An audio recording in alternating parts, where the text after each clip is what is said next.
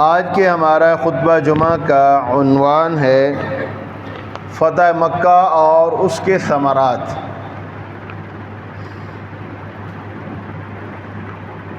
لیکن فتح مکہ کے موضوع کو سمجھنے کے لیے ہمیں تھوڑا سا پیچھے جانا پڑے گا۔ 6 ہجری میں رسول اللہ صلی اللہ علیہ وسلم کو اللہ رب العالمین نے خواب کے ذریعے یہ بتایا کہ آپ عمرہ کرنے جائیں گے، تو رسول اللہ صلی اللہ علیہ وسلم کا خواب اللہ تعالیٰ کی وحی ہوتا ہے۔ آپ صلی اللہ علیہ وسلم نے خواب دیکھا تو آپ نے اپنے اصحاب کو کہا کہ 6 سال ہو گئے ہیں مکہ کو دیکھے ہوئے، ترس گئی ہیں آنکھیں، لہذا صحابہ کو کہا کہ تیاری کرو، ہم عمرہ کرنے سب صحابہ جائیں گے اور میں بھی آپ کے ساتھ جاؤں گا۔ رسول اللہ صلی اللہ علیہ وسلم کے حکم پر تمام صحابہ نے تیاری کر لی۔ اور یہ اب عرب کا کلچر ہے کہ تلواریں ان کے ساتھ ہیں، لیکن احرام باندھ کر یہ گھر سے نکلے ہیں۔ ادھر یہ جب حدیبیہ کے مقام پر انہوں نے پڑاؤ کیا ہے تو ادھر سے کسی نے مشرکین مکہ کو ان کے کان میں یہ بات ڈال دی کہ مسلمان مکہ پر شب خون مار کر مکہ کی حرمت کو پامال کریں گے اور مکہ پر قبضہ کرنا چاہتے ہیں۔ قریش مکہ نے مختلف بندوں کو بھیجا اور وہ آ کر رسول اللہ صلی اللہ علیہ وسلم سے مذاکرات کرتے رہے اور آپ صلی اللہ علیہ وسلم کو یہی کہہ دے کہ آپ کے لیے یہ حلال نہیں ہے کہ آپ مکہ پر شب خون ماریں۔ آپ صلی اللہ علیہ وسلم ان کو یہی کہہ دے کہ اللہ کے بندوں، میں مکہ پر حملہ کرنے نہیں جا رہا، میں تو عمرہ کی نیت سے گھر سے نکلا ہوں، میرے سارے صحابہ ہم صرف جائیں گے، ہم عمرہ کریں گے، ہم کوئی خون ریزی نہیں کریں گے، ہم تلوار نہیں چلانا چاہتے، ہم بالکل امن کے ساتھ جائیں گے اور ہم جا کے عمرہ کریں گے اور زیارت کریں گے اور اس کے بعد پھر ہم واپس آ جائیں گے۔ بس اتنا سا ہمارے عمل کا مقصد ہے اور کوئی مقصد نہیں ہے۔ لیکن وہ جو بھی آتا آپ صلی اللہ علیہ وسلم اس کو سمجھاتے، وہ سمجھ جاتا، لیکن وہ بجا کر جب قریش مکہ کو بتاتے تو قریش مکہ کے بھیجے میں یہ بات بیٹھنے والی نہیں تھی۔ ان کو شیطان نے ایک ہی پٹی پڑھائی ہوئی کہ نہیں، مسلمانوں کے سوچ ٹھیک نہیں ہے، مسلمانوں کے خیالات ٹھیک نہیں ہیں، مسلمانوں کے مقاصد ٹھیک نہیں ہیں، لہذا اسی کے اوپر ان کی سوئی اڑی ہوئی ہے۔ اور اس دوران مختلف لوگ آئے، عروہ بن مسعود بھی آئے۔ عروہ بن مسعود تھوڑا سا تلخ کلام بھی تھا اور اس نے رسول اللہ صلی اللہ علیہ وسلم کے، یہ ایک عرب کا رواج بھی تھا کہ جب کسی کو اپنی طرف متوجہ کرنے ہوتا تو یا تو اس کی ران پہ ہاتھ رکھ کے اس سے بات کرتے یا اس کی داڑھی کو ہاتھ لگا کے اس کے داڑھی کے بالوں کو پکڑ کر اس کی اپنی طرف متوجہ کرتے کہ بھئی میری بات ذرا غور سے سن۔ تو اس نے جب رسول اللہ صلی اللہ علیہ وسلم کی داڑھی کو پکڑا تو ایک نوجوان جس نے اپنے آپ کو پوری طرح کیموفلاج کیا ہوا تھا، اس نے اپنی تلوار نکالی اور تلوار کا بٹ اس کے ہاتھ کے اوپر مارا کہ خبردار رسول اللہ صلی اللہ علیہ وسلم کے جسم کو تو نے چھوا تو میں تیرا ہاتھ توڑ دوں گا۔ اس نے پوچھا کہ یہ کون ہے؟ رسول اللہ صلی اللہ علیہ وسلم سے پوچھا کہ یہ کون ہے جس نے میرے ساتھ اتنی بدتمیزی کی ہے؟ تو آپ صلی اللہ علیہ وسلم نے فرمایا یہ تیرا بھتیجا ہے مغیرہ ابن شعبہ، یہ تیرا بھتیجا ہے جو بعد میں کوفے کے گورنر بھی بنے۔ تو میں یہ تیرا بھتیجا ہے۔ نوجوان تھے، محبت رسول ان کے دل میں کوٹ کوٹ کر بھری ہوئی تھی۔ اور پھر اس نے رسول اللہ صلی اللہ علیہ وسلم کے ساتھ پھر تلخ کلامی کی تو سیدنا ابو بکر صدیق رضی اللہ تعالیٰ عنہ پاس کھڑے تھے، انہوں نے کہا میں تیری گردن اتار دوں گا، خبردار اگر اب سخت بات کی تو حضرت ابو بکر صدیق نے بھی اپنے منہ کے اوپر انڈاسا مارا ہوا تھا۔ تو کہنے لگا، یہ عروہ کہنے لگا یہ کون ہے؟ کہا ابو قحافہ کے بیٹے ہیں ابو بکر۔ فرمایا اگر ان کا میرے اوپر کوئی احسان نہ ہوتا تو میں ان کو بھی بتاتا کہ کیسے میرے ساتھ بات کرتی ہے۔ خیر لیکن اس کو رسول اللہ صلی اللہ علیہ وسلم نے بات سمجھائی، ان سب کو سمجھائی، یہ واپس طائف چلا گیا، باقی بھی چلے گئے۔ آخر میں سہیل بن عمر اس کو بھیجا گیا، اور سہیل بن عمر جب آیا تو رسول اللہ صلی اللہ علیہ وسلم نے فرمایا کہ اب تمہارا معاملہ آسان ہو جائے گا۔ سہیل کی سہل سے ہے کہ فرمایا اب تمہارا معاملہ آسان ہوگا، اور سہیل کے ساتھ رسول اللہ صلی اللہ علیہ وسلم نے ایک معاہدہ طے کیا، اور معاہدہ یہ پایا کہ اس میں جو سب سے پہلے تحریر لکھی گئی تھی محمد رسول اللہ صلی اللہ علیہ وسلم کے درمیان اور رؤسائے مکہ کے درمیان، قریش مکہ کے درمیان معاہدہ۔ اب اس کے اوپر سہیل نے اعتراض کیا، اس نے کہا جی ہم محمد رسول اللہ صلی اللہ علیہ وسلم کا یہ لفظ کاٹا جائے، یہاں پہ محمد بن عبداللہ لکھا جائے۔ حضرت علی رضی اللہ تعالیٰ عنہ اس معاہدے کو تحریر کرنے والے تھے۔ رسول اللہ صلی اللہ علیہ وسلم نے حضرت علی کو حکم دیا کہ علی محمد آگے جو رسول اللہ ہے یہ لفظ آپ کاٹ دیں، محمد بن عبداللہ لکھ دیں، کیونکہ آپ صلی اللہ علیہ وسلم معاہدہ کرنا چاہتے تھے۔ اور سہیل کا یہ اعتراض تھا کہ اگر ہم محمد رسول اللہ تسلیم کر لیں تو پھر تو لڑائی ختم ہو گئی نا، لڑائی تو اسی بات پہ ہے کہ ہم آپ کو محمد رسول اللہ نہیں مانتے، ہم آپ کو محمد بن عبداللہ مانتے ہیں، لڑائی اسی بات پہ ہے۔ آپ صلی اللہ علیہ وسلم نے کہا کہ چلیں ٹھیک ہے، معاہدہ کرنا چاہتے ہیں آپ لکھ دیں اس کے اوپر۔ حضرت علی کو حکم دیا کہ آپ کاٹ دیں، حضرت علی نے انکار کر دیا کہ اللہ کے رسول میں نہیں یہ کاٹتا، میرے اندر اتنی ہمت نہیں ہے کہ میں رسول اللہ کے یہ لفظ میں کاٹ دوں۔ آپ صلی اللہ علیہ وسلم نے میں یہ ایمان کا ایک تقاضا تھا، آپ صلی اللہ علیہ وسلم نے کہا کہ اچھا مجھے دو قلم کدھر لکھا ہے میں کاٹ دیتا ہوں۔ آپ صلی اللہ علیہ وسلم نے وہ لفظ کاٹے اور پھر یہ دوبارہ لکھا گیا محمد بن عبداللہ اور بن عمر۔ اچھا اس معاہدے کی مین شکل یہ تھی کہ 10 سال تک فریقین آپس میں جنگ نہیں کریں گے۔ دوسری اس کی شکل یہ تھی کہ قریش اور رسول اللہ صلی اللہ علیہ وسلم جس قبیلے کے ساتھ چاہیں گے معاہدہ کر سکتے ہیں، اور کوئی بھی قبیلہ کسی کے ساتھ بھی معاہدہ کر سکتا ہے اور ان کے ساتھ دے سکتا ہے، ان کے ساتھ مل کر دوسرے کے خلاف لڑائی کر سکتا ہے، عرب قبائل کو آزادی ہوگی۔ تیسری اس کے اندر یہ شک تھی کہ انہوں نے یہ لکھا تھا کہ مکہ کا کوئی آدمی اگر بھاگ کر مدینہ آئے گا تو رسول اللہ اس کو واپس کرنے کے پابند ہوں گے، لیکن اگر مدینہ سے اگر کوئی بندہ بھاگ کر مکہ چلا جائے گا تو ہم اس کو واپس کرنے کے پابند نہیں ہوں گے۔ اب اس کے اوپر حضرت عمر بن خطاب نے اعتراض کیا، اللہ کے رسول یہ کیسی شک ہے، ٹھیک ہے یہ کیسی شک ہے کہ یہ تو ظلم ہے۔ آپ صلی اللہ علیہ وسلم نے فرمایا کہ دیکھو جو مکہ سے ہمارے پاس آ جائے گا نا، واپس اگر ہم بھیج بھی دیں گے تو وہ واپس کہیں جانے والا ان کے پاس نہیں ہے، وہ جہاں تک جائے گا انشاءاللہ وہ ہمارا ساتھی رہے گا، اور جو ہم سے ایک بار روٹ کے چلا جائے بھاگ کے چلا وہ جائے جہاں جاتا ہے، جائے ہمیں ضرورت ہی نہیں ہے اس کی، ٹھیک ہے۔ اور جب یہ محمد رسول اللہ کے یہ لفظ جب کاٹے گے تو اس وقت بھی حضرت علی نے کہا اللہ کے رسول، کیا آپ اللہ کے رسول نہیں ہیں؟ فرمایا ہاں میں اللہ کا رسول ہوں، اس میں کوئی شک نہیں ہے، لیکن یہ کہ وقت کی مسرت کے ساتھ کچھ چیزوں کے اوپر سمجھوتا کرنا پڑتا ہے۔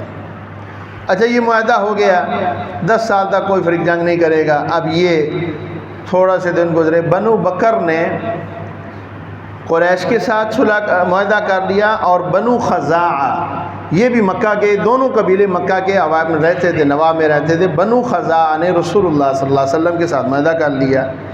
اب جب یہ معاہدہ ہو گیا تو ان بنو بکر اور بنو خزاعہ کی صدیوں پرانی ان کی آپس میں لڑائیاں چل رہی تھیں۔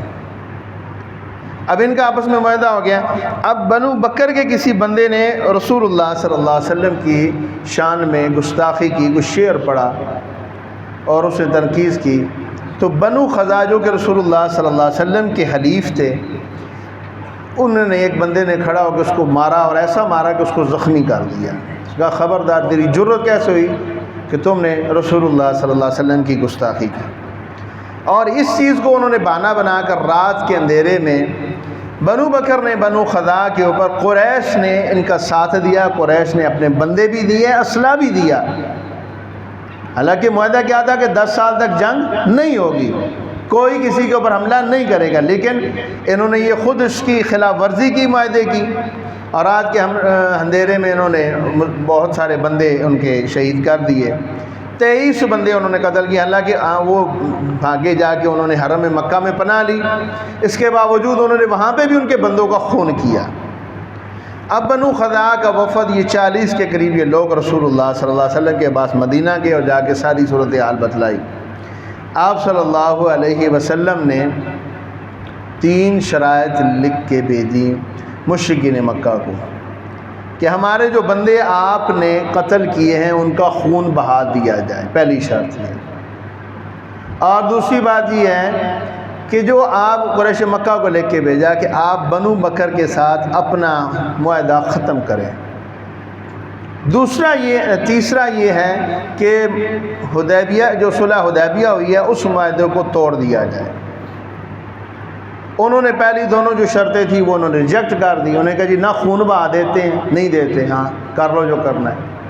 اور جس طرح اس دن اسمبلی میں وہ سوال کیا نا کہ جہاز لیا ہے، وہ کتنی ڈیٹ ہے، وہ کہتے ہاں لیا ہے، وہی کر لو جو کرنا ہے۔ بدماشی ہے نا، عوام کے پیسے کے ساتھ لے کے، اور پھر تو انہوں نے بھی آگے سے بدماشی دی، انہوں نے کہا ہاں کر لیا، بندے قتل کر دیے ہیں، نہیں خون بہا دیتے۔ اچھا خون بہا بھی نہیں دے رہے، نے کہا پھر معاہدہ توڑ دو، کہتے ہیں معاہدہ بھی نہیں توڑ دے۔ دوسری جگہ ہے کہ ایک چتاونی تھی، چیلنج تھا بھی ہاں بھی ہم آپ کے ساتھ جنگ کریں گے۔ تیسرا یہ تھا کہ صلح حدیبیہ توڑ دی جائے۔ نے کہا ٹھیک ہے، توڑ دی صلح حدیبیہ، ختم۔ جب توڑ دی تو آپ صلی اللہ علیہ وسلم نے صحابہ کو حکم دیا کہ ٹھیک ہے چلو جنگ کی تیاری کرو۔ ٹھیک 2 سال کے بعد، یہ 2 سال کا واقعہ تقریباً اس میں گزرا ہے، یعنی 8 ہجری میں شعبان میں یہ حملہ ہوا ہے، اور تقریباً 8 شعبان کو یہ واقعہ ہوا ہے۔ رسول اللہ صلی اللہ علیہ وسلم نے دیکھا۔ اس کے بعد جب انہوں نے فوری طور پہ معاہدہ تو توڑ دیا، لیکن بڑے پچھتائے کہ ہم نے بہت بڑی غلطی کر لی ہے۔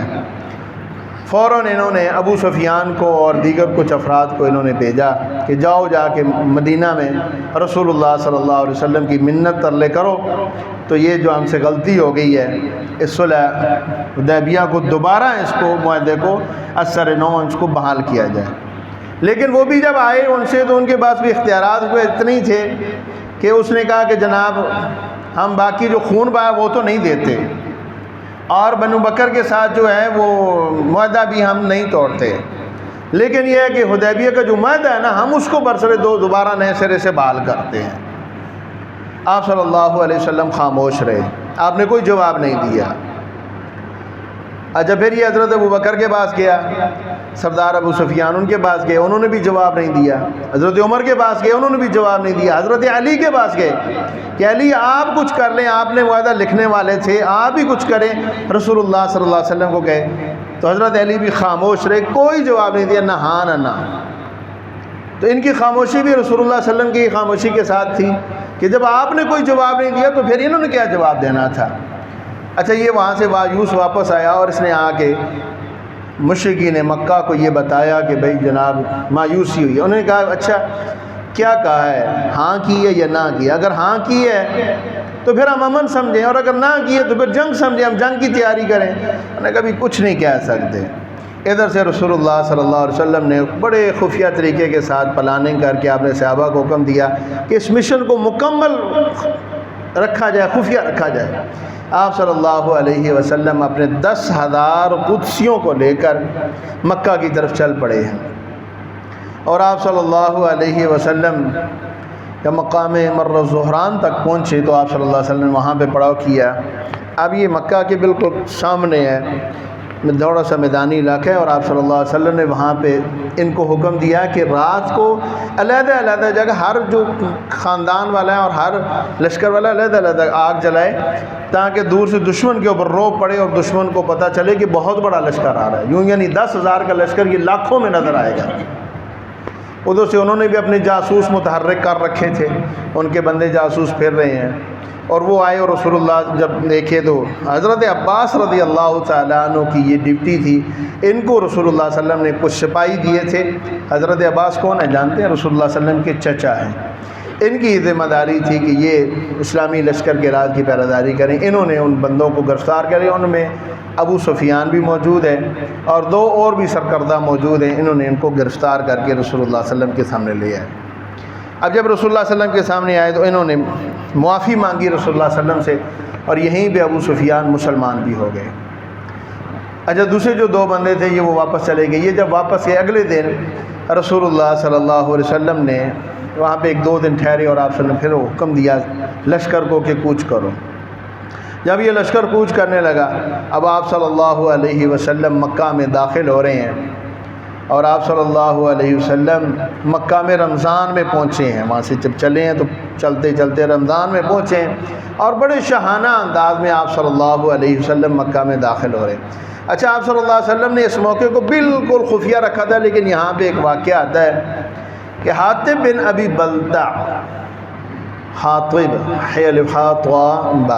حاطب بن ابی بلتع یہ بدری صحابی ہیں، اور ان کے خاندان کے افراد، ان کی بیوی بچے، یہ سارے مکہ میں ہیں۔ یہ خود ہجرت کر کے مدینہ میں رسول اللہ صلی اللہ علیہ وسلم کے پاس پہنچ گئے تھے۔ انہوں نے خط لکھا، اور خط ایک سارہ نامی عورت کو دیا، اور اس کو کہا کہ یہ خط جا کے مشرکین مکہ کو، یعنی رؤسائے مکہ کو جا کے پہنچا دو، اور اس میں یہ لکھا تھا کہ بھئی محمد صلی اللہ علیہ وسلم اپنے لشکر کے ساتھ آ رہے ہیں، لہذا میرے بچوں کے بارے میں خیال کرنا، میرے بچوں کو کچھ نہ کہنا، صرف اتنی بات لکھی تھی، ٹھیک ہے۔ تو وہ انہوں نے، اچھا یہ اللہ تعالیٰ تو علم تھا، اللہ تعالیٰ نے فوراً حضرت جبریل کے ذریعے آپ صلی اللہ علیہ وسلم کو بتلا دیا۔ آپ صلی اللہ علیہ وسلم نے حضرت مقداد، حضرت زبیر اور حضرت علی رضی اللہ تعالیٰ عنہ تینوں کو حکم دیا کہ علی ذرا گھوڑے کو دوڑ لگاؤ، اور جا کے فلاں جگہ پہ ایک عورت ہے اور اس کے پاس ایک خط ہے جاسوسی کا، وہ لے کے آؤ۔ حضرت علی رضی اللہ تعالیٰ عنہ اپنے دو ساتھیوں کے ساتھ وہاں پہ پہنچے تو اس عورت کو روکا، ایک عورت جا رہی ہے خچر پہ سوار ہے، اس کو کہا رک، تیرے پاس جاسوسی کا خط ہے؟ اس نے کہا نہیں ہے۔ حضرت علی رضی اللہ تعالیٰ عنہ نے مقداد کو کہا کہ ذرا اس کے سامان کی تلاشی، نہیں تو نہیں تھا۔ حضرت علی رضی اللہ تعالیٰ نے کہا کہ دیکھو، نہ اللہ تعالیٰ بھول سکتا ہے، نہ اس کے پیغمبر محمد صلی اللہ علیہ وسلم جھوٹ بول سکتے ہیں، ٹھیک ہے۔ خط تمہارے پاس ہے، اگر تو خط نہیں دے گی تو مجھے تیرے کپڑے بھی اتارنے پڑے تب بھی میں تیرے کپڑے اتاروں گا، کیونکہ میں رسول اللہ صلی اللہ علیہ وسلم کا حکم لے کر آیا ہوں، میں نے تو اس سے خط ہر صورت لینا ہے۔ اور تلوار نکال کے اس کی گردن پہ رکھ لی۔ اس نے دیکھا کہ اب جان بخشی تو نہیں ہوتی، اس نے، یہ عورتوں نے یہ پیچھے بال جو باندھے ہوتے ہیں نا، کیا کہتے ہیں پنجابی، گت بدی ہوں گی، اس نے وہاں سے کھولی اور کھول کے تو خط دیا، نے کہا یہ خط۔ حضرت علی رضی اللہ تعالیٰ نے اس کو پکڑا اور پکڑ کے رسول اللہ صلی اللہ علیہ وسلم کے پاس لے آئے کہ یہ اللہ کے رسول، یہ عورت ہے، یہ خط ہے۔ آپ صلی اللہ علیہ وسلم نے، تجھے خط کس نے دیا ہے؟ کہا یہ آپ کے صحابی ہیں حاطب، انہوں نے مجھے خط دیا ہے۔ حاطب بھی ادھر کانپ رہے ہیں، جسم کانپ رہا ہے، تھر تھر کانپ رہا ہے۔ بتایا تو یہ غداری لگتی ہے نا، جاسوسی، یہ غداری لگتی ہے بھی، خبر لیک کرنا اسلامی لشکر کی۔ حضرت عمر رضی اللہ تعالیٰ عنہ جیسا جوشیلا آدمی، انہوں نے فوراً تلوار نکالی کہ اللہ کے رسول اگر اشارہ کریں، حکم دیں تو اس کا گردن اتار دو، اس نے کیوں ہماری خبر لیک کی ہے؟ آپ صلی اللہ علیہ وسلم نے کہا کہ عمر، یہ بدری صحابی ہے، اور اللہ تعالیٰ نے بدر کے والوں میں پہلے ہی کہہ دیا کہ یہ جو کام بھی کریں ایسی، اگر یہ کفر یا شرک نہ کریں تو کوئی مسئلہ نہیں ہے، ان کے سارے گناہ معاف ہیں۔ کہہ رہے ان سے پوچھا بھی آپ نے یہ کیوں کیا؟ انہوں نے کہا اللہ کے رسول، کوئی جاسوسی کا ارادہ نہیں تھا، غداری کا ارادہ نہیں تھا، صرف یہ تھا کہ میں نے کہا میرے بچے وہاں پہ موجود ہیں تو تاکہ میرے بچوں کے اوپر وہ رحم کر دیں، میں ان کے اوپر احسان کرنا چاہتا تھا، اور کوئی مقصد نہیں تھا۔ کہا صاحب ابھی چھوڑ دیں پنکھے پہ لگانا، بعد میں جماعت کھڑی ہوگی پھر لگا لیں گے، بیٹھ جائیں۔ تو رسول اللہ صلی اللہ علیہ وسلم نے ان کو، اب یہ یہاں سے چلے ہیں مکہ میں، شاہانہ انداز میں داخل ہو رہے ہیں، صبح کا وقت ہے، اور رسول اللہ صلی اللہ علیہ وسلم نے صحابہ کو دو حصوں میں تقسیم کیا، فرمایا کچھ لوگ اوپر والے بالائی حصے سے داخل ہوں اور کچھ نیچے شیبی علاقے سے داخل ہوں۔ اب جی یہ لوگ جب مکہ میں داخل ہوئے اور رسول اللہ صلی اللہ علیہ وسلم سورہ فتح کی تلاوت کر رہے ہیں، جو میں نے آیت پڑھی ہے یہ سورہ فتح کی تلاوت، ٹھیک ہے۔ اللہ رب العالمین نے ارشاد فرماتے ہیں انا فتحنا لک فتحا مبینا لیغفر لک اللہ ما تقدم من ذنبک۔ یہ اللہ رب العالمین کے پیارے پیغمبر سورہ فتح کی تلاوت کر رہے ہیں اور پڑھتے جا رہے ہیں، اور پھر آپ صلی اللہ علیہ وسلم بڑے شاہانہ انداز میں وہاں پہ داخل، اور آپ صلی اللہ علیہ وسلم نے جاتے پہلے بیت اللہ شریف کا طواف کیا۔ اچھا، پھر آپ صلی اللہ علیہ وسلم نے مکہ میں خانہ کعبہ کے اندر اپنے داخل ہوئے، اور وہاں پہ اچھا یہ کلید بردار جو تھا عثمان بن ابی طلحہ، یہ غلیظ بردار تھا اور یہ بھی مسلمان ہو گئے، رسول اللہ صلی اللہ علیہ وسلم کے پاس ہے، یہ بھی ڈر رہے ہیں کہ کہیں مجھ سے چابی نہ لے لی جائے۔ رسول اللہ صلی اللہ علیہ وسلم نے کہا کہ دیکھو قیامت تک بیت اللہ شریف کی چابی تمہارے پاس رہے گی، یعنی تیرے خاندان میں رہے گی، اور آج بھی جو بیت اللہ شریف کی چابی ہے انہی کے خاندان میں چل رہی ہے۔ رسول اللہ صلی اللہ علیہ وسلم نے ان کو یہ چابی دی ہے۔ جب پھر انہوں نے آپ صلی اللہ علیہ وسلم کے ساتھ ہیں، پھر آپ صلی اللہ علیہ وسلم اپنی اونٹنی پہ سوار ہیں، جو بیت اللہ کے باہر بھی انہوں نے بت نصب کیے ہوئے تھے۔ آپ صلی اللہ علیہ وسلم کے ہاتھ میں لاٹھی تھی، آپ صلی اللہ علیہ وسلم لاٹھی کے ساتھ بتوں کو مار رہے ہیں اور گرا رہے ہیں، اور آپ صلی اللہ علیہ وسلم یہ آیت پڑھ رہے ہیں، جاء الحق وزهق الباطل ان الباطل کان زہوقا۔ آپ نے وہ بت سارے گرائے، اور جو بت مزید اونچے تھے جہاں تک آپ صلی اللہ علیہ وسلم کی لاٹھی مبارک نہیں جاتی تھی، آپ صلی اللہ علیہ وسلم نے حضرت علی بن ابی طالب رضی اللہ تعالیٰ کو کہا علی آئیے، علی کو کہا میرے کندھے پہ سوار ہوئیے، علی آپ کے کندھے پہ سوار ہوئے۔ علی کیا خوش نصیب ہیں آپ بھی رسول اللہ صلی اللہ علیہ وسلم کے کندھے پہ سوار ہوئے، سبحان اللہ۔ آپ کی زوجہ محترمہ سیدہ فاطمہ بھی رسول اللہ صلی اللہ علیہ وسلم کے کندھے پہ سوار ہوئیں، سبحان اللہ۔ آپ کے بیٹے بھی، آپ کی بیٹیاں بھی رسول اللہ صلی اللہ علیہ وسلم کے کندھے پہ سوار ہوئی۔ کتنا اعزاز ہے میرے رب نے یہ بخشا ہے اس خاندان کو۔ آپ صلی اللہ علیہ وسلم نے کہا علی میرے کندھوں پہ سوار ہوئے۔ علی کندھوں پہ سوار ہوتے ہیں، حضرت علی کہتے ہیں مجھے ایسے لگ رہا تھا گویا کہ میں آج آسمان کو بھی چھو لوں، اور میں اگر ہاتھ اوپر کروں گویا کہ میں آسمان کو چھو لوں۔ کہتے ہیں پھر میں خانہ کعبہ کی چھت کے اوپر چڑھا، خانہ کعبہ کی چھت کے اوپر بھی انہوں نے ایک سونے کا بت بنا کے رکھا ہوا تھا، کہتے ہیں میں اس کو نیچے اتارا، میں نے توڑا، اور توڑنے کے بعد جو اوپر جو چھت کے ساتھ جتنے اوپر سارے میں نے توڑ دیے، گرا دیے۔ حضرت عمر رضی اللہ تعالیٰ عنہ اندر گئے، اور انہوں نے اندر دیواروں کے ساتھ جو رنگ کے ساتھ پینٹ کے ساتھ جو بنی ہوئی تھیں، شبیہیں بنی ہوئی تھیں، ان کو بھی صاف کیا، اور بالکل جب پاک صاف ہو گیا تو پھر حضرت رسول اللہ صلی اللہ علیہ وسلم نے بلال کو حکم دیا کہ بلال بیت اللہ کی چھت پہ کھڑے ہو کر اذان دے۔ بلال نے اذان دی وہاں پہ، اور یہ سارے لوگ یہاں پہ جمع ہو گئے۔ اچھا رسول اللہ صلی اللہ علیہ وسلم نے عام معافی کا اعلان کر رکھا تھا۔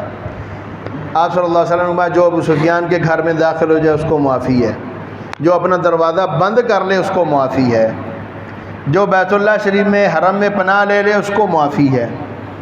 3 بندے ایسے تھے کہ جن کے بارے میں رسول اللہ صلی اللہ علیہ وسلم نے کہا کہ ان کو معافی نہیں ہے، خواہ وہ کسی بھی جگہ پہ پائے جائیں، لیکن بعد میں ان کو بھی معافی دے دی۔ اور وہ 3 کون تھے؟ ایک ہندا تھی جو ابو سفیان کی بیوی تھی، یہ ابھی تک مسلمان نہیں ہوئی تھی، کیونکہ ہندا نے حضرت حمزہ رضی اللہ تعالیٰ عنہ کو، جو رسول اللہ صلی اللہ علیہ وسلم کے چچا، جن کو رسول اللہ صلی اللہ علیہ وسلم نے سید الشہداء کا لقب دیا ہے، حضرت حمزہ کو قتل کروایا اور پھر جسم کے ٹکڑے کروائے، مسلح کروا دیا، یہ سب سے بڑا اس کا جرم تھا۔ اور دوسرے اکرمہ بن ابی جہل تھے، اور تیسرا وحشی بن حرب تھا۔ وحشی بن حرب نے قتل کیا تھا اور ہندا نے قتل کروایا تھا، ٹھیک ہے؟ لیکن بعد میں یہ تینوں وقتاً فوقتاً آئے اور رسول اللہ صلی اللہ علیہ وسلم سے معافی مانگ لی۔ آپ صلی اللہ علیہ وسلم نے معاف تو کر دیا، آپ نے وحشی کو آپ نے صرف یہ کہا تھا کہ وحشی میری آنکھوں کے سامنے نہ آنا، اگر تو میری آنکھوں کے سامنے آیا تو اور تو کچھ نہیں ہوگا، مجھے اپنے چچا یاد آ جائیں گے، شاید میں اپنے جذبات کو قابو میں نہ رکھ سکوں، تو اس وجہ سے اس کو کہا۔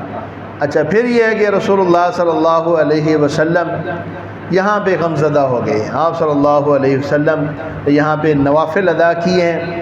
آپ صلی اللہ علیہ وسلم نے 8 رکعت 2 رکعت کے آپ صلی اللہ علیہ وسلم نے نفل ادا کیے ہیں شکرانے کے۔ تو اس میں ایک سبق یہ ملتا ہے کہ جب بھی اللہ تعالیٰ فتح دے، اللہ تعالیٰ فتح دے تو وہاں پہ اللہ کا شکر ادا کرنا چاہیے، ناچ گانا نہیں ہونا چاہیے۔ آج کل کچھ زمانہ تھوڑا سا جدید ہے، لوگ فائرنگ کرتے ہیں یا پٹاخے و شرلیاں پھینکتے ہیں، یہ نہیں کرنا چاہیے، بلکہ اللہ تعالیٰ کی تسبیحات کرنی چاہیے۔ دوسرا یہ کہ آپ صلی اللہ علیہ وسلم نے یہ سارے جب یہاں پہ لوگ جمع ہوئے تو آپ صلی اللہ علیہ وسلم نے ان سے پوچھا کہ ہاں بھائی بتاؤ تمہارے ساتھ کیا سلوک کیا جائے۔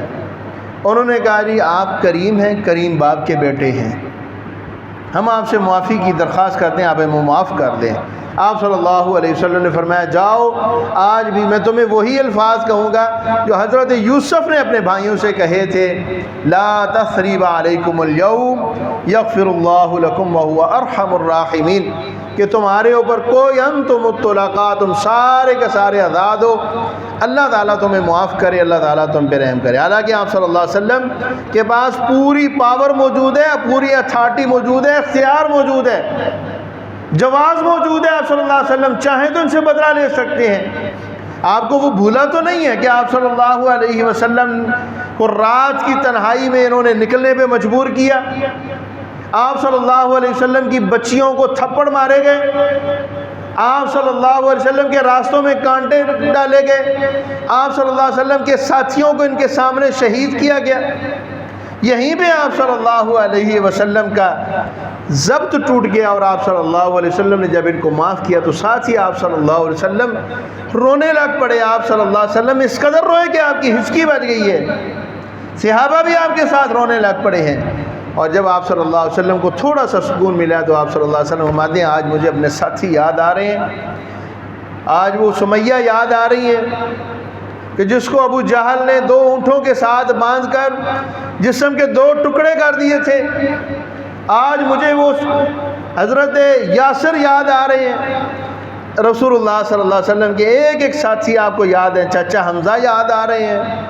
آپ صلی اللہ علیہ وسلم نے ان کو وہ جو بدر کے اندر شہید ہوئے، جو احد کے اندر شہید ہوئے، وہ سارے ساتھی آج یاد آ رہے ہیں۔ اور پھر آپ صلی اللہ علیہ وسلم نے پورے علاقے کو، یہاں پہ آپ صلی اللہ علیہ وسلم نے بتوں سے پاک صاف کیا، جہاں جہاں پہ جو بت تھے، طائف کے اندر تھے، مکہ کے گرد و نواح میں تھے، سارے ختم کیے۔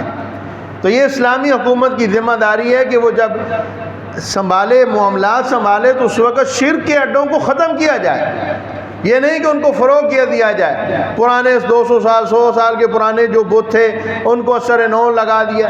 یہ آپ کی حکومتوں نے، تینوں حکومتیں جو تینوں بڑی پارٹیاں پاکستان میں، انہوں نے یہی کچھ کیا۔ وہ چکوال میں اور لاہور میں اور مختلف جگہ اسلام آباد میں مختلف مندروں کو نئے سرے سے تزئین و آرائش کی جا رہی ہے۔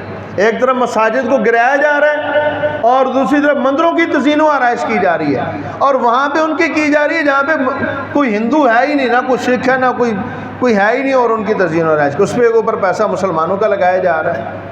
تو یہ اسلام کی تعلیمات نہیں ہے۔ رسول اللہ صلی اللہ علیہ وسلم نے شرک کے اڈوں کو ختم کیا ہے، اور آپ صلی اللہ علیہ وسلم نے پھر امان دی ہے۔ اور یہیں پہ آپ صلی اللہ علیہ وسلم نے پھر آپ صلی اللہ علیہ وسلم تقریباً 15 دن کے قریب مکہ میں رہے، اور حضرت عتاب بن اسید صرف 21 سال عمر ہے۔ کتنی جی؟ 21 سال عمر کا نوجوان ہے عتاب بن اسید۔ آپ صلی اللہ علیہ وسلم نے ان کو مکہ کا گورنر بنایا، اور یہ اتنا زبردست گورنر تھا، پھر انشاءاللہ کسی موقع پر ان کے اوپر گفتگو ہوگی۔ بنو امیہ کے ساتھ ان کا تعلق تھا، 1 دینار ان کا روزینہ رسول اللہ صلی اللہ علیہ وسلم نے ان کا مقرر کیا تھا، اور پھر بڑا ایک ڈسپلن دیا۔ اس کے بعد آپ صلی اللہ علیہ وسلم حنین کو تشریف لے گئے، کیونکہ جنگ حنین بھی کرنی تھی۔ تو یہ تھا فتح مکہ کا تھوڑا سا ایک، اور اس کے اندر ہمیں سبق کیا ہے کہ جب ہمارے پاس پاور ہو، اختیارات ہو، تو رسول اللہ صلی اللہ علیہ وسلم کی سیرت کو اپنانا ہے۔ کیا کرنا ہے؟ لا تثریب علیکم اليوم، معاف کرنا ہے، بدلے نہیں لینے، انتقام نہیں لینے، بلکہ معاف کرنا ہے۔ اس سے فائدہ ہوتا ہے، اللہ تعالیٰ بھی خوش ہوتے ہیں، اسلام کی دعوت بھی پھیلتی ہے، اور رسول اللہ صلی اللہ علیہ وسلم بھی خوش ہوتے ہیں۔ اللہ تعالیٰ سے دعا ہے کہ اللہ رب العالمین ہمیں سمجھنے کی، عمل کی توفیق دے۔ وما علیہ الا البلاغ۔